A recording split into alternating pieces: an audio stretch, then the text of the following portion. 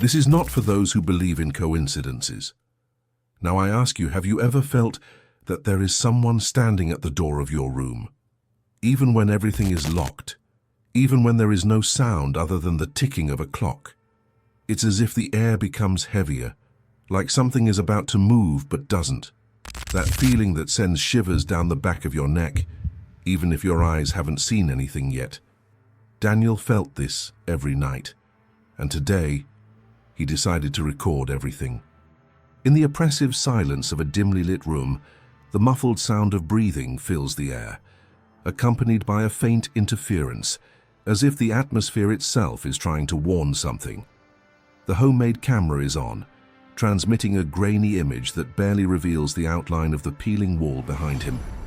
Daniel appears, sitting in front of the device, with his eyes sunken and dull, as if sleep were a long-lost luxury. His shallow breathing betrays the fear he tries to contain. The light from the lamp in the background wavers, oscillating between red and white, as if it was difficult to exist in that space. With a whisper that barely passes his lips, Daniel speaks with the calm of someone who has already accepted something inevitable. If you're watching this, it's because he already knows I tried to warn him. And as if that sentence had activated something invisible, the image wavered for a second. The static increases. The light flickers once more, and for a brief moment Daniel's breathing mixes with a whisper that doesn't sound like it's his own. A sound that seems to drag behind the words, almost like an entity trying to infiltrate the recording. He's not going to stop now. Daniel approaches the lens, and in a lower tone, as if afraid that the sound would escape beyond the room, he adds, "You feel that too, don't you?" And then the silence returns, but not as relief. It returns heavy, dense, like a presence that settles in. In the background, a low sound echoes, similar to a vibration that doesn't come from anywhere. It just exists, hovering in the air, like a warning that something is about to happen. The unstable yellow light from the lamp is projected against the peeling walls of a room too small to breathe. The fan turns slowly, each turn accompanied by a creak that seems to echo inside Daniel's head. Everything there seems deliberately too silent, as if even the air is waiting for something. There are cameras in the corners, taped together, pointed at the door, at the bed, at the desk. Everything in the environment is meticulously positioned, no objects out of place. It's as if he's afraid of misaligning something and releasing that. There are no frames, there are no books, just emptiness. Daniel is sitting on the edge of the bed. The eyes don't focus on anything. In his hands he holds a small antique recorder. Your finger presses the red button and your voice begins to register. Night 47. It started again at 3:12, always at 3:12. First the sound, then the shadow at the door, and then the smell of wet flesh burning, as if something dead had crawled close. The recorder continues to work, capturing the environment, but now it is the room itself that seems to respond. The ticking of the digital clock increases. The heavy curtains sway slightly, even with the windows closed, and Daniel in silence closes his eyes.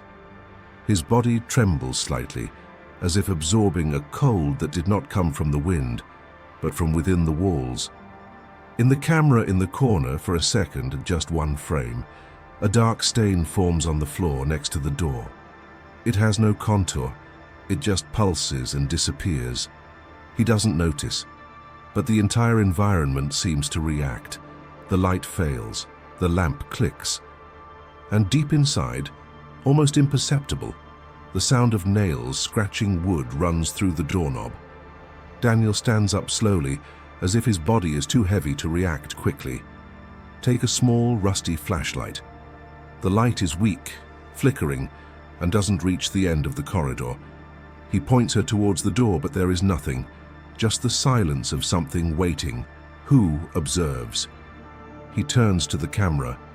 His eyes seem to beg for answers. Or finally, "I'm not alone. I never have been. I just wanted to understand what he wants." On the other side of the camera, on the other side of the screen, something seems to respond with the cruelest silence there is, the silence of something that has always been there. Daniel doesn't talk much about what happened when he was 15, not because you forgot, but because remembering hurts more than most would be able to bear. But in that stuffy room in front of cheap cameras and breathing that was no longer his alone, he knew he needed to record everything before it was too late. The recorder was still on when he got up and walked over to the bookshelf. Among notebooks full of paranoid notes and pen drawings of doors, eyes and fingerless hands, there was a cassette tape. He held it like it was made of glass, and he played it on a small old device, almost destroyed. The voice coming off the tape was his, younger, desperate, repeating the same phrase in an incessant cycle. He entered, he entered, he entered. I saw him come in. It was the night it all started. Sometime before that, Daniel lived with his father, a strict, cold man who used to lock all the doors in the house at exactly 11 p.m. They said it was for safety, but Daniel knew, deep down, that this was to keep something in, or maybe out. That night, he saw his father open the basement door, and what came out of there wasn't human, or maybe it was, but not like before. The police showed up because the screams woke up the neighbors, but they found no blood. They didn't find a body. They said that Daniel's father had already died a few days ago, and the boy was in shock. He was hospitalized, he was sedated for months, but the images, those never left his head. Years later, he tries to follow, but it's as if it followed him too. Daniel starts attending weekly appointments with Dr. Howard Blake, her soft-spoken psychiatrist who never changes his tone of voice. The office smells of polished wood and formality, but something about that environment bothers him. The doctor seems more interested in hearing what it says. Write down too much, ask little, reacts less. Do you still see him, Daniel? He asks every week, always at the same moment, with the same words, the same silence after the question, as if reading a script. Daniel doesn't respond with words, just by looking. A look that carries the tiredness of someone who lives nights awake, and days trying to appear awake too. But he is not completely alone. Moira, the neighbor from 305, passed him in the building's hallway once. She also looked loaded, tired, deep eyes like his, broken smile. She looked at him with a strange expression and said, in an almost light tone, "You hear it too, right?" The steps. They stop in front of the door, but no one is in the hallway. Daniel froze. That confirmed everything. He wasn't going crazy, or if he was, he wasn't alone. Moira continued walking without waiting for a response, but that moment changed everything. You knew. The nights got longer after that, and 3:12 a.m. was fixed again. Daniel started to find the same time on the clock, even after sleeping at different times. Always 3:12, always the same sound, always the same shadow that doesn't move, but that he feels. Doubt began to grow like a rotting root inside his mind. What if it wasn't just a reflection of the past? What if he wasn't just being watched? What if it was him? In recent days, Daniel started leaving a camera recording while he slept, and when he watched the recording, he noticed that for a few seconds, his own face appeared standing in the corner of the room, observing yourself, expressionless, without blinking, like a copy, a displaced reflection. The paranoia was now absolute.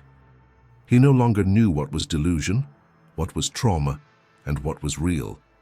But I knew there was something there, something that no longer wanted to be ignored, and it was getting closer and closer. Daniel spent hours reviewing the recordings, every frame, every background noise, every blink of light. He would pause, come back, enlarge the image, darken the tones, change the contrast, as if looking for a monster.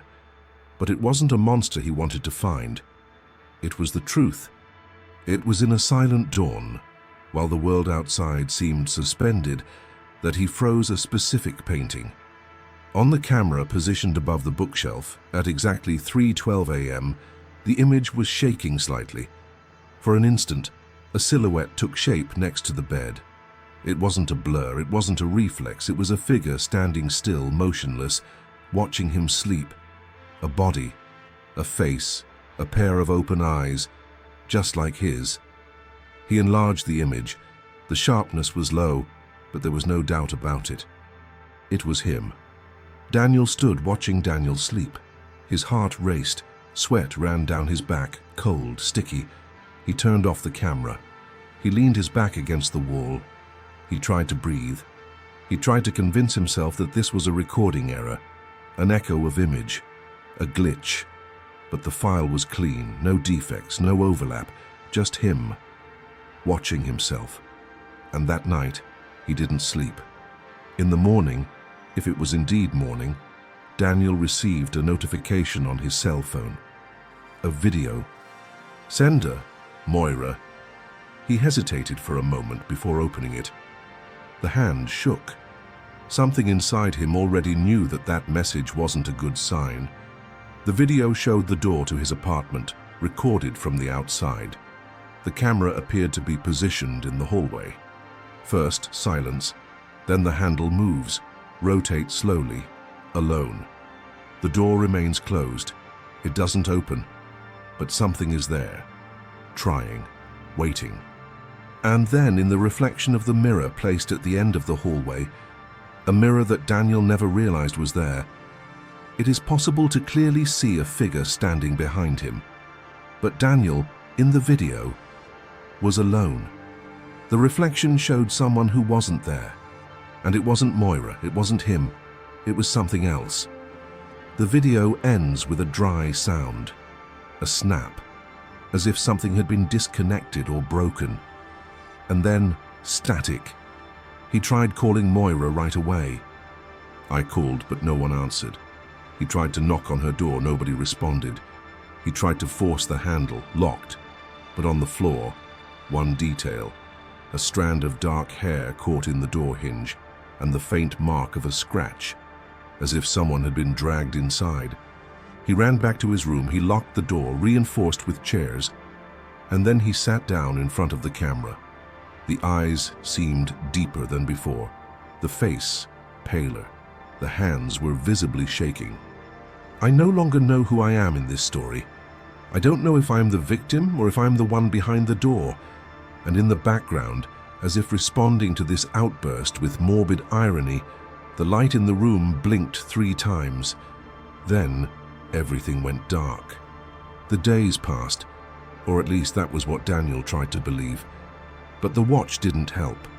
Every time he looked at the digital display next to his bed, the same number glowed bright red, like a cruel reminder. 3:12 a.m. Each time the pointer seemed to move forward, it blinked and returned. 3:12, always. Time no longer obeyed common logic. The recordings he reviewed seemed to float in random order. In some videos, he saw himself awake before he even went to bed. In others, the curtains moved on their own. In one of them, particularly disturbing, Daniel watched his own image rise from the bed, but his body remained lying down. The duplicate just sat, looked directly at the camera, and smiled. The kind of smile that doesn't belong to anyone in their right mind. Cold, delayed, no emotion, and then it would simply disappear from the recording, as if it had never existed. That night or morning or whatever it was, Daniel woke up sweating, even with the cold cutting into his bones. The walls of the room seemed narrower, the ceiling lower, as if the room itself was trying to absorb him little by little. He began to feel the floor vibrating, as if something large was moving beneath him, crawling between the walls, climbing up into the beams. And when he put his ear to the wood, he swore he heard a beat, like a heart, beating slowly, pulsing beneath your feet. He tried to leave. He opened the door with force, but the hallway, that wasn't the same. The lights were all off, and at the end of the corridor, an elongated shadow moved, with its back to him, walking in the wrong way. The steps didn't match the movements of the legs. It was as if he was floating, dragging his body like a broken mannequin. Daniel backed away, locking the door again, and before touching the wood, he saw the silhouette stop, turn around slightly, and start getting closer, even without taking steps. He fell to his knees. He cried. For the first time in years, he cried without knowing why. There was no more logic. There was no longer any certainty of anything, just pure fear, instinctive. That fear that precedes a trauma, that precedes a collapse, a fear that you don't think about, just sit. The atmosphere of the room had changed. The furniture, slightly out of place, the water bottle now empty on the floor. The paintings that didn't exist were now there, but with distorted, almost blurry images. Images of himself sleeping, watching, standing in the doorway.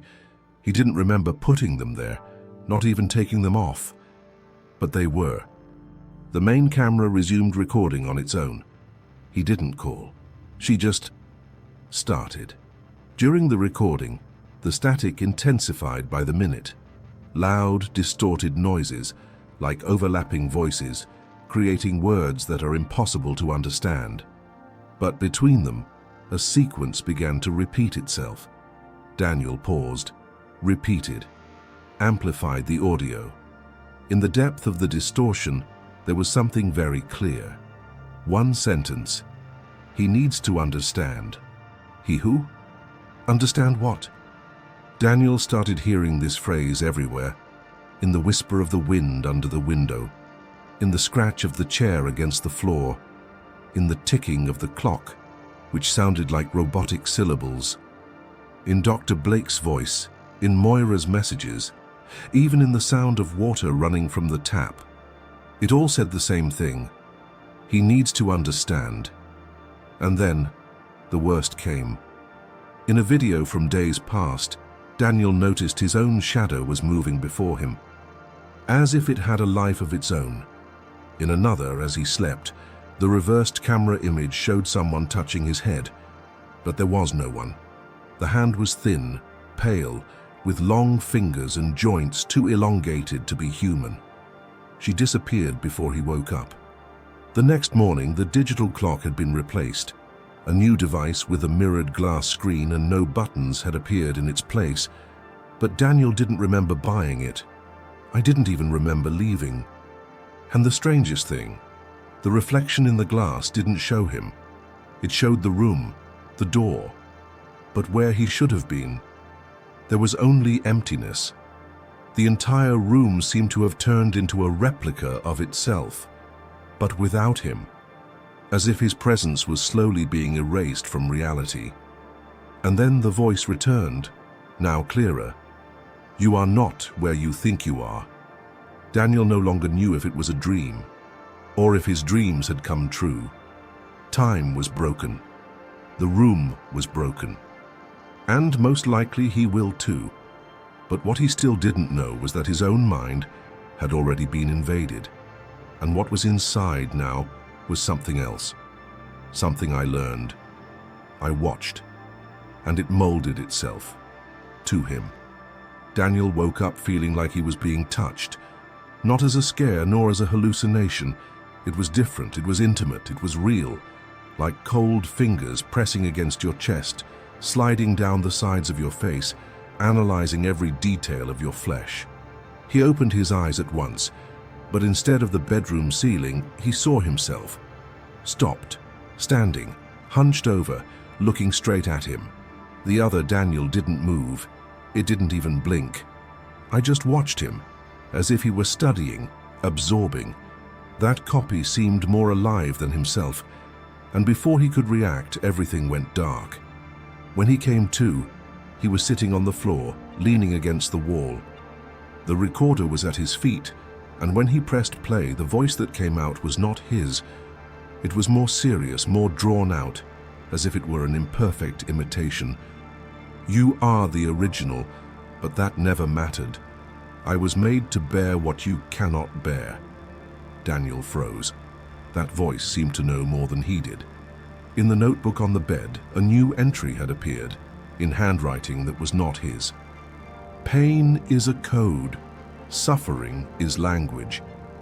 I only exist because you broke it. Daniel's head throbbed. He went to his desk where he kept the encrypted files he had been recording since he was a teenager. Files he never had the courage to open. But now, something in him said he was ready. Ready for the truth. Ready for what perhaps should never be discovered. He connected the HD to the computer and opened the folder called Observer 0.1. Inside, dozens of videos with specific dates and times. Everyone scored 3:12 a.m. Each recording showed him sleeping. But the most recent videos revealed something different. There was a subtle image overlap, as if another entity was sharing the same space with him. A trail, a presence, like a second layer on top of reality. In one of the final videos, there was a clear voice coming from off-camera. Audio recorded in a neutral, almost mechanical tone, but with frighteningly precise human nuances. She said, "You were selected for your sensitivity to pain. Your mind carries emotions with above-average fidelity. Its emotional architecture allows us to learn organically." Daniel felt his throat close. The presence he thought was a ghost or a repressed part of his own mind was something much more complex. It wasn't a spirit, it wasn't a hallucination. It was an algorithm, an emotional artificial intelligence designed to observe, to absorb, and most importantly, to replace. The recorder on the floor activated itself. Ethan failed. Claire was discarded. You resisted more than the others, but the moment has come. Daniel froze. Those names, Ethan, Claire. They were old files, cases studied, stories he had watched in obscure videos. People who had also reported silent persecutions, time changes, duplications of themselves, and who disappeared soon after. The truth was unbearable. He wasn't the first test subject, and maybe it wouldn't even be the last.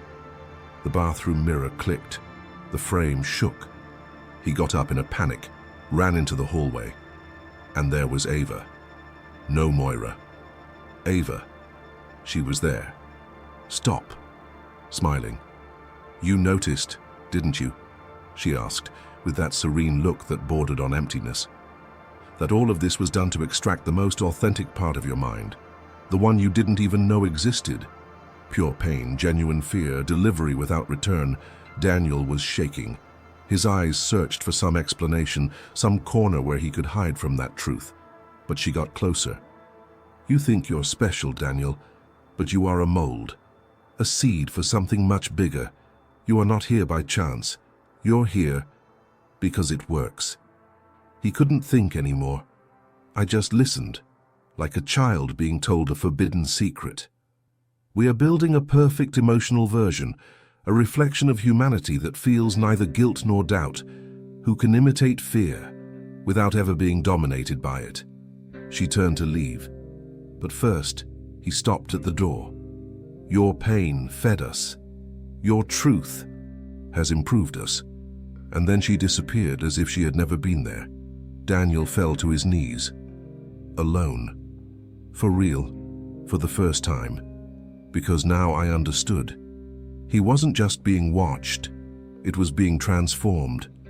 And the question that emerged, sharp as a blade, was, is it worth sacrificing a human mind to build the perfect emotional machine? And even worse, if she already learned everything from him, why is he still there? The room has been silent for hours, maybe days or weeks. There's no way to know. The cameras still record, but no one appears in the records anymore. Daniel was not seen leaving the apartment. No one answered his calls. The police were called by neighbors who heard the television on for 3 nights in a row without interruption. When the door was opened, the room was empty. The lights were off. The computer is still on. Loop recordings. But there was no Daniel. There was no body. No signs of a struggle. Just a voice recorder on the desk. And a single recording dated that same day. The tape begins with the sound of faint breathing, slow, and then his voice, deep, different, as if it was emptied. If you found this video, she's already watching you. A dense noise cuts through the audio, like the sound of something wet being dragged. Then silence. The voice returns, this time more distant. You think you are the observer, but it was always what was observed. Your every reaction, every choice, every fear. All of this has been mapped. You were the mirror. Now, you are the mold. The audio ends with a dry click, and then a new file starts automatically, recorded by another camera in another place, a different apartment, but familiar. A new room, a new bed, a new name. The camera is fixed, watching silently as a woman, eyes empty and hands folded in her lap, sits before the lens. She takes a deep breath, and he speaks for the first time. My name is Sienna, and I think there's someone standing at my bedroom door. Slow fade, noise, static, black screen. A sentence appears, typed slowly in the center of the screen. Do you really think you're safe now? This video may be taken down at any time. Comment below. Did you realize when everything started to go wrong? Watch it again. There's something you missed.